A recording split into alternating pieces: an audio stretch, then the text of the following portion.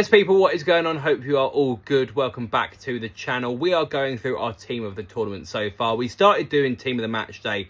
There were so many games going on. It was hard to keep up with everything, Cameron. I've got to be honest with you. But we're in now to the quarterfinals. It's really weird to think. How many games are there left of this World Cup, Cameron? 8. 8. It's only 8. What was it, 104 we started with, or some ridiculous number, and now we're only down to the last 8 games, which is mental to think about. There'll be plenty of people that are not football fans will be very happy to know that the World Cup is coming to an end, unfortunately. But we are talking as football fans, of course, and we're going through our team of the World Cup. What we're going to do, we're going to go through it individual positions. We've gone for a 4-4-2. We had a bit of a chat beforehand. We didn't necessarily know what the best way to get these people in the team was. We went for a 4-4-2. If you want to go something different, we appreciate that. We wanted to go for a 4-3-3, but it just did not fit what we were thinking. So I've got goalkeeper, right back. Cameron's got the exact same thing all the way through the team. So we're just going to go for it one by one.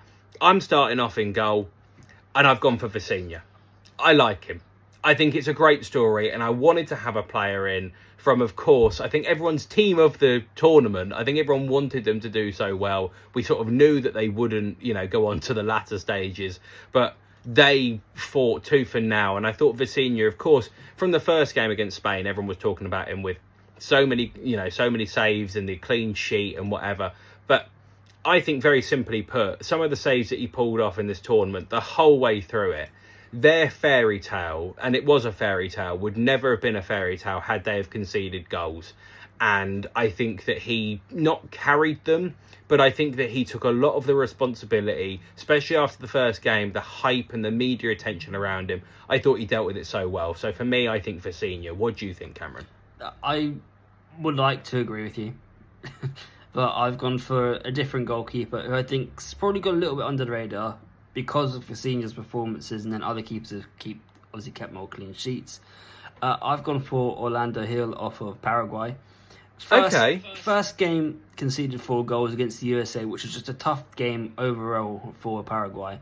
Since then, he kept 2 clean sheets in the group to make sure they got through, including a win against Turkey.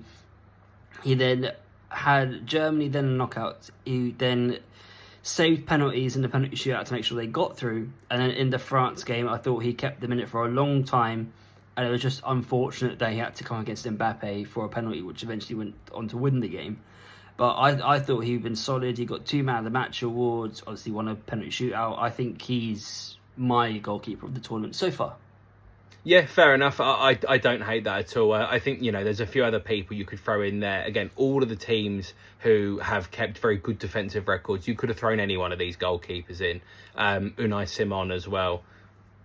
Wouldn't have been a bad shout. I don't think anyone would have. Has he? So exactly, yeah. But I think maybe it's because of how the teams they've played and about how the games have gone. But yeah, I don't hate either one of these 2 shouters at all. I think they've both been very good, and there's going to be others as well. Any other thoughts as well? Anyone you think we've missed or should have been in this team? Whack it down in the comments. We want to know who you think is missed out, because we will be doing another one for the team of the tournament. So it might look very, very different, but time will tell with that one. Make sure you get the comments in.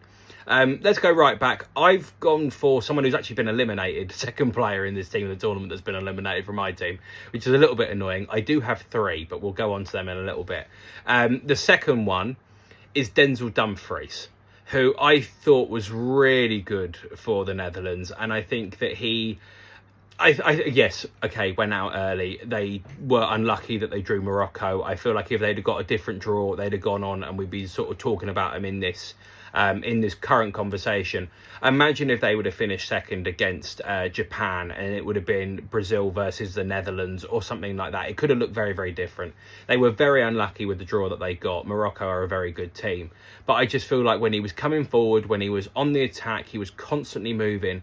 I feel like he was probably the most important right back for their individual team. That's my perception. Who have you got? Because I don't think you'd have gone for Dumfries. No, I didn't go for Dumfries. I mean, for me, we would have seen, I thought the Netherlands would have had a much better tournament and gone a lot further, but because they haven't, I've kind of ignored them.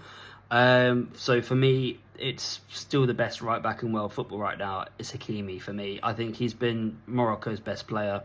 They have had a couple good players. Like the whole team's been very good, but I think for him, how he defends well against big names, how he then gets forward and joins the attack. He's got 3 goal contributions this tournament. He's been their best player most of those games as well. I think for me, it's just Hakimi. Against Brazil, he was good. You know, he played well against Scotland. He got an assist against Haiti and a goal, which, you know, without those, they would have drawn 2-2. And then he got an assist against Canada as well to help, you know, see off the game. So for me, it's him. I mean, Dumfries is a good shout. I'm sure there was other right backs who could have picked from as well, but that's just for me. Now, the 2 centre-backs, we'll do them both at the same time because we can talk about them individually as well. For me, I've gone for Upamecano. I think he's had a very good tournament. I think that, you know, there is a shout for other people, but France's defensive record has been very, very good. And I am actually going to go for a nation who, correct me if I'm wrong, haven't conceded a goal. What, Spain? Yes, indeed. Yeah, I'm going for Kabasi.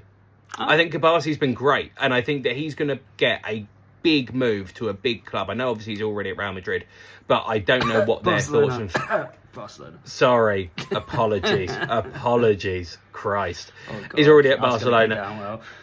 I know. I was thinking of someone else who is very annoying that I now mixed the two up. But at Barcelona, again, I feel like he's going to get a big move somewhere because I just don't know how much they rate him as of right now. There seems to be his name is the one that's sort of thrown around with potential moves. But I really like him. I think he's a fantastic player. I think he's been very good at this tournament. I think you also have to give credit to the defensive unit as well, which comes into play. And I think both of these 2 centre-backs have got very good defensive units. I think there's been other centre-backs in this tournament that have been very good, but when you can be very good and have the support, I feel like that's enough. So for me, my 2 centre-backs are Kabasi and Upamecano. Who have you got? I agree with Upamecano. Whenever I watched France, I think he's just been solid and hard to beat and just a bit of an animal at the back, really. It's one of those players similar to like Rudiger. You just can't get past him. He's too strong. He's too quick. Like, it's just a nightmare for any striker to go up against. My other centre-back that I haven't gone for anymore, well, another Spanish player like you have. I've got another Spanish player later on. But for me, I've gone for a smaller nation who, you know, shocked the world and got the world, like the heart of the world in their heads. I've gone for Pico Lopez from Cape Verde. Of course, yeah, fair enough. Vicinha obviously was the obvious shout for their team because of his goalkeeping rights, but I think part of that defensive unit, I think Pico Lopez for me was just as important as Vicinha at centre-half. The man who's played at Shamrock Rovers for all of his career, coming into the world stage, representing the League of Ireland, and he's just been fantastic. Like, really, I think he's got one of the most defensive contributions per game as well. Like, he's just been elite. He's been everywhere. You know, obviously shocking Spain and Uruguay and make sure they go out the group too. Like, it's been, and even still causing problems for Argentina in their game when they eventually want them to win. But yeah, for me, I think having someone like him just kind of shows how good Cape Verde have been in the tournament, and I think he deserves a spot in my back four. Yeah, and do you know what? I don't hate that at all. And what I will... I think I feel like when you said about the Spanish player, I feel we've got the same player, so I feel like we're going to come on to him in a minute. But I don't know if you saw it, I loved his return back to Ireland. It was so good. If you haven't seen the video, go and have a look. It's so good. You're just seeing, like, he is completely just almost gobsmacked by the reception that he's got. I think he sort of hoped that there would be something, but there's people waiting outside, waiting for him as he sort of comes through the arrival section. It's genuinely very, very good and something that I didn't expect to see. I thought he'd just sort of go back in and he'd get the sort of hero's welcome, but in a different way. I'm so glad it was at the airport. They're the 2 centre-backs. Don't hate it at all. I feel like we've got the same player at left back, and I feel like the fact that you mentioned Spain, I think we've both gone for Cucurella here, who I think, for my eyes, has been the standout left back in this tournament. I don't think anyone's really done anything to change my mind on that. I feel like he's the best in world football, and I think he's been the best at this tournament. Yeah, there wasn't a lot of left backs I was looking at that really has had a good tournament or done enough to really be a standout. Cucurella has had a very good tournament so far. Has he been amazing? Probably not. No, but I don't think he's needed to. No, he hasn't. I think he was also good for Spain in his attacking contributions because he has been a threat going forward as well, which we haven't really seen as much when he was at Chelsea. But Spain, 5 clean sheets. You've put in Cuprasi as well, which is fine. I thought I at least need to get one Spanish name in because getting to this stage of a World Cup tournament without conceding a goal is still quite an achievement. So I thought putting and an extended World Cup as well, another game thrown in there as well. Yeah, so I think it's worth having a Spanish player in, and if I had to pick one, I'd want to pick the left back who's been very good for them. The midfield is an interesting one because I think that someone should be up front, but you cannot argue that he spends more time out on the right hand side. So if we're starting with right midfield, I'm putting in Lionel Messi. Okay, I'm the same. Okay, fine. Okay, I feel better now. I feel better. Like the 4-4-2 is like we're trying to fit in all the players who have done really well. And it's like, well, he's not really playing now. And they're thinking, well, but we have to have him in the team. So it's like... The weird thing about Messi is I actually could not tell you where he's playing. Like, he starts around. up front, but he wanders around at times. He pops up in different places. He normally is in the centre more often than not. But if he does go anywhere, he drifts right. He's more often than not right. So I don't know where he's actually meant to be. But we'll put him on the right hand side because of stick drift is what you're trying to tell me. Fine, yeah. I'm sure his PlayStation controller it's ever so slightly out of line. It's ever so slightly. It's like when you get one of those big interactive whiteboards at school. It just doesn't quite get to where it needs to be. And it's still coming up over here instead of where you actually want it to be. I think you need to do the corners. Remember to recalibrate the corners. Yeah, you get it selected. Maybe that's what we need for Messi. But he's a Golden Boot current leader. Yeah, it's just silly. Yeah, I think he has to go in. I mean, like, I think there's a lot that's being made about Lionel Messi at this World Cup because it's the fact of I feel if Argentina are going to go and win, Lionel Messi is going to go and do it. But you have to remember, you have to forget about the actual winning of the tournament for a minute. There is a footballer in there, and I feel like in a footballing capacity, forget about carrying teams on shoulders. Just forget about that. Individual performances, I feel like he's been the best player at this World Cup so far. Maybe it's because of the hype. Maybe it's because of other things as well. The goals are obviously a massive factor. But I just don't think that... I don't think that anyone in this competition has had more of an impact than Lionel Messi has. Forget about winning games. Even being involved in games, I just feel like everything for this Argentina team flows through him because they trust him more than anything else. It's also his IQ with the football side of it. Like, he knows he doesn't have the legs anymore to run around for 90 minutes. I think he's like one of the least travelled players on the pitch when it comes Wouldn't to surprise movement. me. But then it's like when he is involved, you know he's going to create something out of nothing and either get the team forward or score goals. Like, even in the last game against Egypt, right place, right time, great finish off the crossbar to equalise the game. Smash it. Yeah. Smash it. Smash it. Because that's what you need. Sometimes that is what you need. And it's intelligence to know that. Yeah, so, yeah, I'm happy to have Messi as the right winger. Mm-hmm. Centre midfield, Yeah, these are another one for me where it's about just trying to put this player in. Okay. He has been playing a bit more as a 10. He can be drifting out wide right as well. I think he's got the same stick drift problem as Messi. But my first name is Elise. Right, so this is... Okay, so I was annoyed at the fact, because I had him more of a right midfielder, I was annoyed I couldn't get him in. He's not in my team. But he's been excellent. He's been so good. Top assist leader. I think he's got 5. He's been... I think that's right, the creative bit for him. It's probably the reason why Mbappe has this many goals in the World Cup as well. Reason why Dembele was able to get his hat-trick. Like, he's just such a great player. But, like, his rise to the top, it's been very, very quick the last 2 seasons. Like, we saw him at Crystal Palace, saw he was a good player. I was surprised he got the move to Bayern Munich. Mm-hmm. Yes. And now he's probably in the Ballon d'Or running. So you said you knew about him at Palace. I without spending too much time on him, I knew about him when he was at Reading. So I know, yeah, I knew a few people that way. So when the academy when he was going through the academy there, I mean, there was a lot of people that were talking about this kid. Again, didn't see a Ballon d'Or potentially in his sights, but I knew that there was a lot of talk and a lot of hype about him. I wanted to get him in, but again, I just felt like Messi was better in that aspect. You could have thrown him in centre midfield. Who's your other centre midfielder? Let's do it as a pairing. Who have you got with Elise? I've gone for Manzambi from Switzerland. Okay, tell me more, because I think he's been good at this tournament, but I just haven't seen enough. So 5 goal contributions, 3 goals, 2 assists. A lot of these has been very important goals. Like, he came off the bench and scored twice and got an assist in one of the games which they were struggling in. I can't remember now off the top of my head. But he's been their constant threat, really. He missed the last game, unfortunately, through injury. But against Algeria, I believe he got the assist to get, I think it was a second goal. He got the first assist for the goal for Mbolo.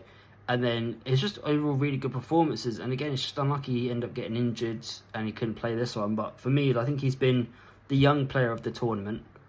And also because of that, I want to make sure he's in the team of the tournament. Yeah, fair enough. I don't hate that at all. And I think, I think you're right. And I think that he has been so important. And yes, I know he's been coming off the bench. And I know that there's been the injury problems and various different things. But I think the game last night, for us last night anyway, may not be for you lot, but the game last night for us with going to penalties, I don't feel like that game gets to penalties if he's on the pitch. No. And I think that's a really telling sign from him. I've gone a very different way with my midfield. Okay. I've gone for Enzo Fernandez, who I think has really played well. I think he's gone under the radar a little bit. I will very quickly mention, he was not the first person I had in this team originally. The other centre midfielder I have got in, and he would have been in regardless. I did want to throw Frankie de Jong in there, but unfortunately the Netherlands not progressing as well as they have was the sort of thing that took him out for me. But I think he generally was excellent. But Enzo Fernandez, I feel like he's been really influential for Argentina. And I think he's done a lot of work going under the radar, and especially with obviously the course getting the winner against Egypt, turning up at the big occasion. There was even things like the dummies and the knowing where Messi was going to be. So some of the blind passes that he was making that were just perfect. I just think that he has been the attacking talent with Lionel Messi that has carried this Argentina team. Not saying that he's going to go and get all the goals, not saying anything about that. I don't know where he is in the assist chart. Don't need to know about that. I know what I see when I see it play and how it pans out, and I think for me he's been excellent for Argentina. But I don't even need to say who the second person is in my midfield. I'm just going to do an action. One of them. You know who it is. Yeah, it's Jude Bellingham, who 4 goals at this tournament. I think he's been great. Yeah, no, I think for me, I think we talked about it in the previous video we've done today, is me not realising how actually good he is. And I was finally seeing what I've been wanting to see from him in previous tournaments. 4 goals, helping Harry Kane up top, because he can't do it on his own. He needs that second man with him for him to flourish, and Bellingham's been doing that job excellent. So I don't mind Bellingham team. Fernandez as well. Again, I don't hate it. He's been a workhorse. He's not going to get the plaudits. He got the winner against Egypt, which is great, header. But he just does all the dirty work in midfield, which always goes unnoticed. But it's what makes this Argentina team very good and what keeps them fighting. It was the same in the last World Cup. Him, McAllister, they were always DePaul as well. They're all fighting in that midfield to make sure that they'd win the game. And it's the same this tournament. They don't have, for me, I don't think they've got enough on the wings, on the attacking talent, as they did in the last tournament. But if you can at least get the ball to Messi, you're going to have a chance. And those 3, mainly Fernandez, that's their job. It's right, can we help Messi get the ball? And then how can we support him then afterwards? And I think he's been doing a really good job with that. I think with Argentina, just to sort of round off on them, I feel like you are right in terms of the spine of the team is where this is all coming from. They haven't got the width that they had, or the quality of the width that they had, but they've got the willing runners to go and get outside and go and push and create the width in the final third, which then allows the space to open up for other people in and around that area. So I do think they're dealing really well. DePaul, another player who I think has been very, very good at this tournament, but just not enough to get in this team. Finally, I am going to throw my left midfielder out there. And I'm going for someone who I don't love the fact that I've put him in. I just don't think there's been loads of people that have been great in this position at this tournament. I've gone for Luis Diaz. He's a workhorse. I love him. Yeah. I've always loved him at Liverpool. I was gutted to see him go. He's been great for Bayern Munich this year as well. And he might not have the numbers to put up for this tournament like you'd expect, but he has been Colombia's brightest spark. He probably should have a couple more goals and assists to his name, but he's just been unfortunate. He should. He definitely should. He definitely should. A player of his quality should be aiming for more as well. Yeah. I don't hate the shout. For me, my left midfielder is Mbappe. Just to compare. Obviously, 7 goals, 9 goal contribution with the 2 assists. Like, he's been elite, and he has been playing off the sort of central, sort of left-hand side. So again, it's me just fitting him in. But if we're going purely just of left midfielders, there hasn't been tons of amazing players. Like, you're looking at for left midfielders, really, like the sort of players like Florian Wirtz, who's gotten 3 assists. You're looking at people like Cody Gakpo, who's had quite a few goal contributions as well. You're looking but at they didn't stay in the Vinicius tournament Junior. for long enough. That's the thing. It's like, yeah. How can you be in the team in the tournament if you get knocked out early? But then at the same time, we've had a couple players that have already gone out from smaller nations. So it's like, there's that debate we could have. But maybe it's the context that goes with it, I think, as well. Yeah. So it's like, you're kind of thinking, it's like, okay, well, these are good players who've done well.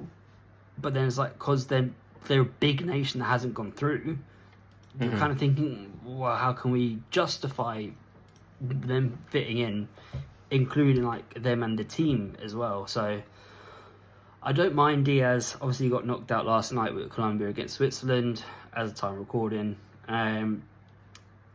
Mbappe has been the better of the two. The other person I was going to throw in there was, as a left midfielder, it was Vinny Jr. But again, getting knocked out, it's just it's an awkward one, because again, I don't feel like he was that good. I feel like he was a shining light in a very poor Brazil team. So it's just getting the context for it, which is very, very difficult. But I feel like the midfield has been the, I think when you talk about forwards, I mean, like, we'll come on to a couple of names who are going to throw themselves in very easily. But I just feel like with the midfield, this has been the point where a lot of people have been underappreciating because the stars in an attacking sense have turned up. I just feel like maybe the midfield is where it gets lost. A couple of great clean sheets and a couple of performances, very easy to go around. But the midfield, up for debate, I think we could all have. I think this is the section of the pitch you could change people in and out and move around. To round off the video, it's the 2 up front. We will do it in as a 2. Okay, I'll start because you've already mentioned one of mine, which is Mbappe. I have Mbappe playing up front. Again, as you say, 9 goal contributions. He for me, is a starting centre forward, and I think that's where they get the best out of him. I do think that sometimes for the France team, it has been, let's always get the ball to Mbappe, and I actually think one of the games they looked best in was when Dembele scored the hat-trick. But you can't argue with his production rate. That is what strikers are there to do, and he's banged in goals for fun. And he looks good doing it as well. The other person I've got in there's no place for Harry Kane because I've had to put in Erling Haaland. He's scored more goals and he's been more important for Norway. That's my sort of main argument. I think that they're very matched and very level, but the one extra goal is what does it for me. You're not going to count Harry Kane's assist to make it 7 goal contributions? No. No, I'm not. Obviously, because I've got Messi on the right, Mbappe on the left, I've managed to have the space for both of them. So I've got both Haaland and Kane up top in my team. Kane will start with, for me, I think he's been excellent for England. He scored important goals, which is, for me, something he's probably lacked in his career, like those goals in the big games. But now, in this tournament, he's popping up when we need him most. He scored twice against Congo. He scored a crucial penalty against Mexico to give us that bit more breathing room. He also got the assist for Bellingham's second to give us that second, the 2-goal advantage. I think he's had a really good tournament so far. And it's like, even the 2 goals against Croatia, just to make sure we got the win. He scored the second against Panama just to make sure we get it over the line again. He is scoring important goals for us. It may not be like the first goal of the game, but it's the one to give us at least the breathing room to make happen. And then Haaland then for Norway. You know, a lot of people before the tournament, no one thinks Norway is a big football nation at all. No. And they haven't qualified for the World Cup for, was it 28 years? I think it was. Yeah, 96. It was 96, 94. When was that World Cup? 94. So 32 years. Yeah, so... Or did they qualify in 98 and I can't remember? Anyway, it's been a while. Anyway, It's been a while. It's been a while. Not this century. Anyway, but Yes. he's come in. He scored 7 goals. All of the goals have been important. He scored 2 in the win against Iraq. He scored 2 in the win against Senegal, which I think made them go 3-1 up as well. So they had that bit of breathing room before they scored late. Didn't play against France because they were resting. But then the winner against Ivory Coast, and then he scored both goals against Brazil to make sure they go through. So he's scoring important goals as well. It's not just scoring, it's making sure to score at the right time. And it's been a joy to watch this tournament, Norway, because the team's been solid and, you know, their main guy is performing at the highest level, which is what you always want to see.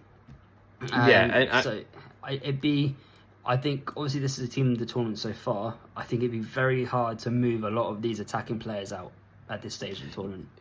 Yeah, I feel like I'm going to be having a rejig, but of course it depends on who wins this tournament, of course. I mean, one of Harry Kane or Erling Haaland will be out of this tournament come Saturday evening, isn't it? Saturday night. One of the 2 big names will be out, which, again, there's so much movement that could potentially happen, but the forwards are putting a case forward for themselves regardless of what stage they go out. With the goals that they're scoring, it's absolutely ridiculous. Thank you very much for watching. If you're new around here, make sure you like, share and subscribe. There'll be plenty of content coming for us for the rest of the World Cup. And then, of course, afterwards, as we then look into pre-season football and so much more. There's so much to come. Make sure you subscribe if you're new around here and check out all the rest of our World Cup content and what comes after.